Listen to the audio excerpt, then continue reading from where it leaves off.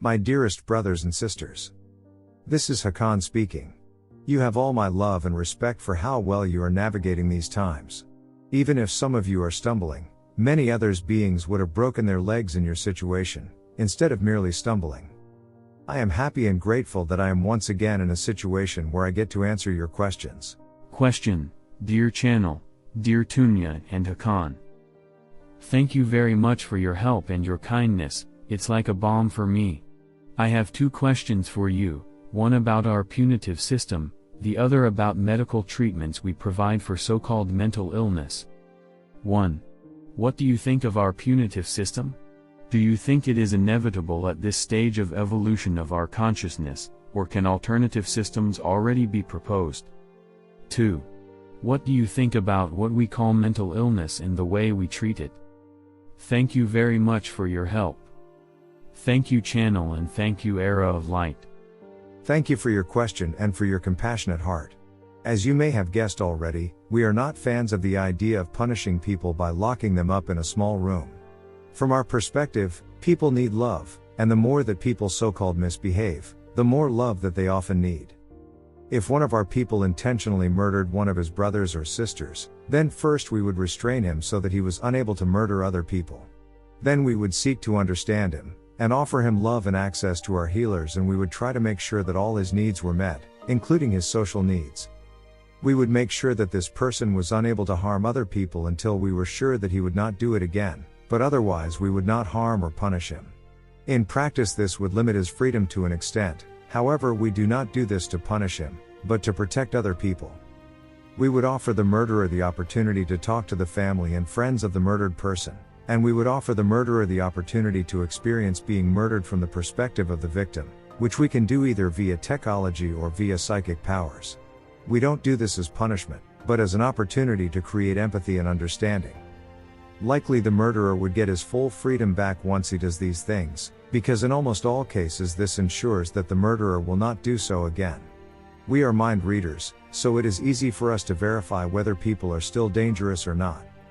To answer your question, we think it is regrettable that you are locking people up in small rooms, because you are them and they are you.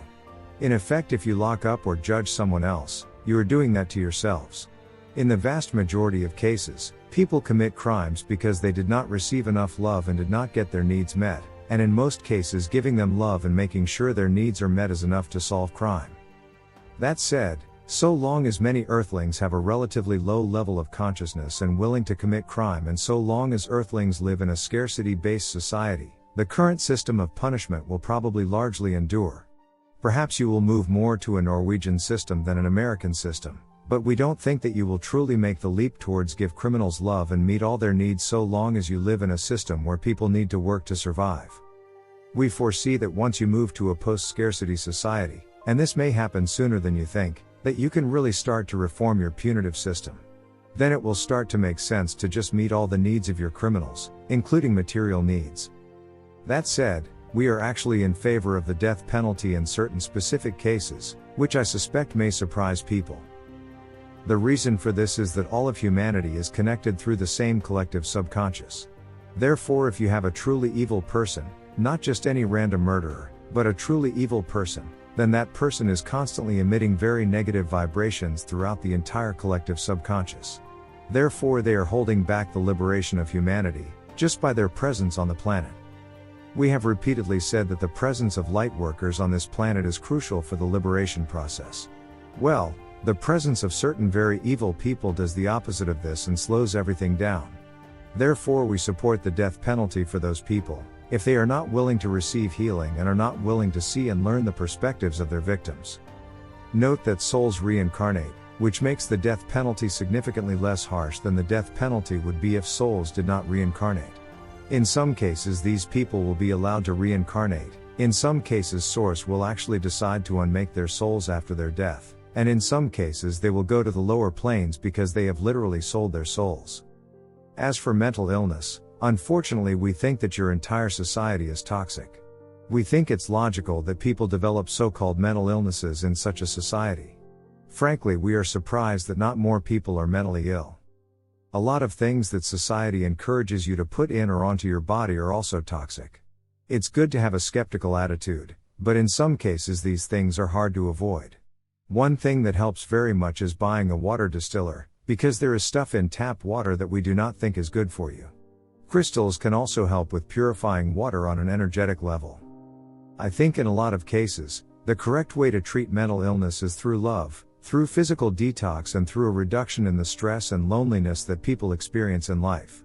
In a broader sense, it would be good to make life on Earth overall less stressful and harsh, so that less people become mentally ill. We think that medications and drugs are very much overused and overprescribed on your world, although in some cases they can help. Also, Source loves everyone equally, including the so-called mentally ill. Often these people actually have a lot to teach so-called normal people. Some so-called mentally ill people actually volunteered to live such a life on Earth, to shake Earthlings out of their normal routines. Although other people did not volunteer for this, but they became poisoned or broke under the mental strain of life on Earth. Question: Greetings, beloved souls. Thank you so much for the opportunity to ask a question. I am infinitely grateful for all the helpful nudges of guidance you both provide in your channeled messages. My question is about the timing of disclosure. I am reading channeled messages from a few sources I trust, AS being one of them, and the general consensus is that disclosure will be coming soon, or even very soon. Knowing that you cannot provide a specific date for this to happen, is it safe to say that the soon you speak of is Earthling soon? For example, I would consider within a year to be soon, but within the next 5 years not to be soon. Thank you so much for all the work you do to help us on our collective path toward 5D and beyond. Answer: Thank you for your question and for the light work you have done. We are very grateful to our brothers and sisters in the ground crew, for they are doing a tougher job than we are. You are right that we galactics perceive time a bit differently. One of the reasons for this is that we are usually at least several hundred years old, so a few years is a small percentage of our life, while it is a relatively larger percentage of your life. So galactics sometimes say soon when they mean within a few years. Even though in Earthling terms, this is not soon. This was a lack of empathy from the side of the galactics, and Tunia and I are trying to keep this in mind.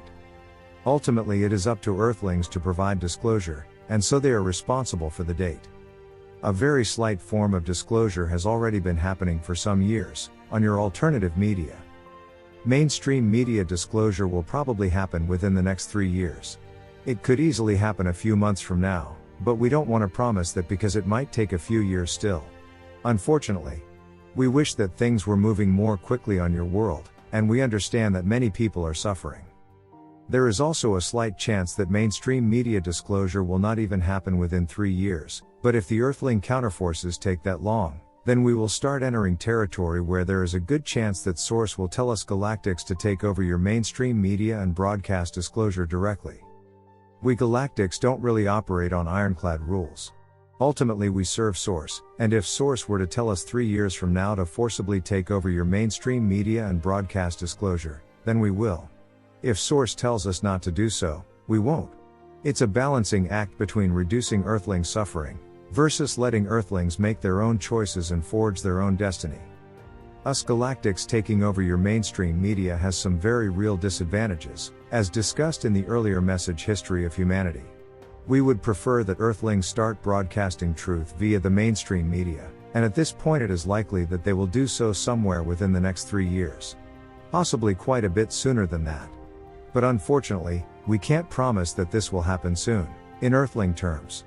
Question: Hakann recently said in one of his channelings that while humans do indeed have free will, the director of our life movie is our soul, which cares less about comforts and joys and more about growth. At the exact same time, Hakann, and numerous other beings keep telling us that you can experience anything that you so desire to, or you are more powerful than you think, and other such teachings. But how exactly is it even possible if it's only our souls that call all the shots, and what manifests and what doesn't, ultimately? Isn't that a glaring contradiction in and of itself? Answer: Great question. I appreciate people who have clearly thought about what spiritual sources are saying and are not afraid to ask questions. Thank you for asking it. It's precisely these questions that can lead to greater understanding. Perhaps I should have been clearer here in the first place. First of all, it's not only your soul that calls the shots. For example, suppose your soul wants you to go to Japan. Then likely you will feel drawn towards Japan. You might see things about Japan pop up on your television and on your YouTube recommendations. Maybe your friends will start talking about Japan. Maybe you will be presented with some great opportunity to travel to Japan. Maybe there are things that push you away from your current situation and your current way of living, to further nudge you towards Japan. However, if you simply choose not to go to Japan, then you will not be in Japan, no matter how much your soul wants you to go there. Your soul is not going to teleport you to Japan. So your soul can nudge you and push you and provide you opportunities and can make certain things easy or difficult for you, but ultimately you choose what actions you take. Your soul determines the context of your life, but you make choices. You can go off script if you want and simply not do what the director wants. That said, it usually leads to an ultimately happier and more fulfilling life if you do follow the director's instructions. Tunia and I are actually a bit critical about manifestation messages that are often spread in the spiritual community. Most people indeed aren't able to manifest anything they desire at will. Tunia has spoken about that in her message, How to Manifest. As for being powerful, there is a huge lack right now of people who are showing bravery, who are standing up and speaking their truth, and who are saying out loud that the emperor indeed has no clothes. We are not saying this is easy or that you will not encounter resistance, but any regular citizen could actually accomplish quite a lot right now by just speaking out that this way of living isn't working anymore. So in this way you can accomplish a whole lot. You can also accomplish more than you think simply by being kind. And most people, if they genuinely work towards their dream life, and accept that maybe they'll trip a few times and will have to get back up a few times, will actually be able to dramatically improve their life. We could also look on an even deeper level at the statement, you can do nearly anything you put your mind to. Here we are talking about the version of you that has integrated its soul. The you in this statement is not the person's rational mind that is sometimes in opposition to its own soul. Rather it is a you that is one with its soul. One example of someone who integrated his soul is the one you know as Jesus. Several other ascended masters have done the same. I think a lot of people would agree that the being you know as Jesus really could do almost anything he put his mind to. Indeed, he could and can. As Jesus said, everyone can potentially reach the level that he did. That said, this is not very easy. An intermediate step is just asking your soul every day what it wants you to do, by thinking or saying, my soul, what should I do today? Only answers that arise immediately are from your soul. Your soul will answer in your regular inner voice, but the answer will come from your soul. If you consistently ask this question and consistently keep doing what your soul tells you to, then over time you will integrate your soul more and more, and you will become more and more powerful. In time, the separation between what you want and what your soul wants will vanish. For me, Hakann, there is no difference between what I want and what my soul wants. The so-called part of me that's not my soul, just wants to follow the director's script, because I know that this is best for both myself as well as the people around me. Personally, when I think of myself, I think of my soul as being one part of that, just as I think of my hand as being one part of myself. Of course the choice is yours. You don't have to follow the director's script, or in other words do as your soul wants you to do. But that is what I am choosing to do, what Tunia is choosing to do and what the channeler is trying to do, although there's still a gap sometimes between what he wants and what his soul wants. If you choose not to do what your soul wants you to do, that is fine, but then your spiritual powers will be a bit more limited. That said, a lot of great earthlings did not integrate their souls, and it is certainly possible to accomplish quite a lot without doing what your soul wants you to do. Alright, this was the Q&A for today. I would like to thank everyone for reading or listening to this message. By doing so, you are grounding Pleiadian energies into the Earthling collective subconscious. Thank you for your service. I would also like to thank everyone who sent in questions, and the channeler for facilitating this. You have all my love and respect. I will speak again to you next week. Your star brother, Hakann.